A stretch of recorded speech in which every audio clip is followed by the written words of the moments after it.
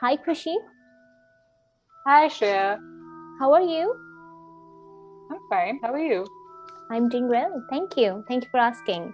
So, today we will talk about burnout, and I have a few questions for you here to help Okay. other people deal with burnout as well. Because I have known that you have also been experiencing burnout.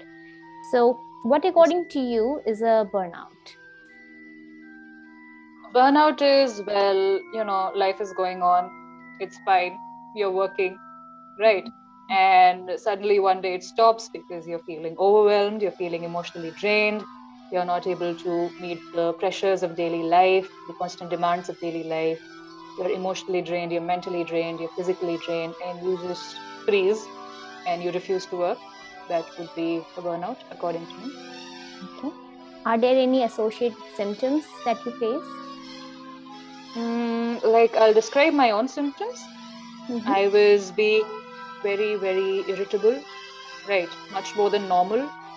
And, I was not able to enjoy activities that I usually enjoyed. Like even when I was out for dinner with my family, I could not enjoy it, right? And, the news was terrible during the lockdown, right? Mm-hmm. And I had developed a very negative outlook about everything. I was stress eating. I gained 5 kgs of weight. And, I used to just, I lost the will to work, kind of. I used to believe that things will change on their own.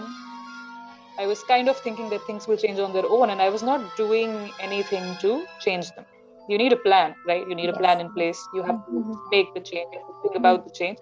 I just, I lost the will to work, feeling low, unmotivated, like that. And then, at one point it got so bad that I was getting a headache, shortness of breath, palpitations. There was pain in my head, in Mm-hmm. my shoulder, around my shoulder blades, like my back was paining. Mm-hmm. And this was recurring, like this was happening again and again and again. This pain was happening, and I Okay. was not able to sleep properly, things like that. These were my symptoms. So, when did you realize that these symptoms were a symptom of burnout? So initially, I was just observing my own behavior, like I was being a lot more irritable than normal. Mm-hmm. And then I just started realizing that, when things started, like when I started having physical pain, then I think I realized that, I need help. This is not normal. I'm having some problem. I need some help, or I need to help myself, whatever. I'm having some problem. That's when I realized that I had a burnout. Okay. How did this affect or impact your academic or social life? My social life had kind of ended. I had some trouble approaching people, I think, during that period. And, academically, like I said, I was not able to work. I was procrastinating, excessively procrastinating. I was trying to, overthinking and not studying like that. Right. So that happened. So, can you tell me what importance does daily routine play in such situations? Right. So when you're in a routine, you're in sort of a workflow, Mm-hmm. and so you don't have time to overthink when you're constantly working. So Yes. that's the idea that a routine will prevent a burnout. And Mm-hmm. that was what got disrupted during the pandemic. I think Hmm. For a lot of people, that that's happened for a true. lot of people. That is why, you know, these situations were being faced by most people. Hmm. Who or what gave you the strength to wake up every day and still work towards your goal? I don't think I was able to work towards my goal very efficiently, but during the situation, my Mm-hmm. strength was definitely my family. My family was very supportive. Mm-hmm. They gave me time, they gave me space to deal with things my own way. And, they gave me examples of people who had dealt with similar situations and had managed to pull themselves out and do really well. Right. So my family was Mm-hmm. there. And, I guess I just knew that the solution was within myself. I had to do it at some point. But it helps to see people who faced similar situations and managed to pull themselves out. That's all I have to say about that. Okay. So, can you tell me the impact of pandemic on your burnt out situation?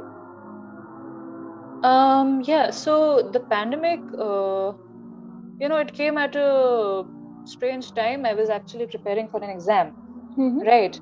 Yes. And I was going to sort of an institution to prepare for this exam, and suddenly the pandemic happened, and my workflow was disrupted, right? I was not able to maintain the same pace of things as I used to in offline classes. So, yeah, that happened. So, my routine was disrupted, my workflow was disrupted. These things happened because of the pandemic. Okay, so it has And that was, negatively impacted you. yeah, that negatively impacted my life. Do you still experience any burnt out symptoms? Um, Rarely, I think my symptoms were very severe just Mm-hmm. a few months prior to my exam. I think I had started having um, you know, this kind of pain in my body and all that. So I rarely face such symptoms now, but even now, sometimes these things recur. Okay. What are some preventive measures you can suggest in order to avoid burnt out, or what are some things you can help give people any tricks or tips in order that they are facing in the burnt out right now? Right. So if you find yourself going out of control, please do, seek professional help. Mm-hmm. Right. Or you think you can handle it, then you should be, dealing with it yourself, dealing with your own emotions. Like you can write your emotions down. You can try to settle your thoughts. Writing my thoughts helps me do that. Also, do not overstress yourself. Right. Mm-hmm. So when you're, overstressed, you tend to panic more than when you're relaxed and after a good night's sleep. That happens. Mm-hmm. And if you're having palpitations or your shortness of breath, right? Mm-hmm. So during such times, breathing techniques help, right? Mm-hmm. Um, Breathing techniques like, for example, I used to do pranayam, I think. You're supposed to block one nostril and breathe through the other nostril. And then you're supposed to block the first nostril and breathe through the other nostril, second Uh-huh. nostril, like that. That helps calm down when your breathing is really heavy and you're panicking like that. Okay. Okay.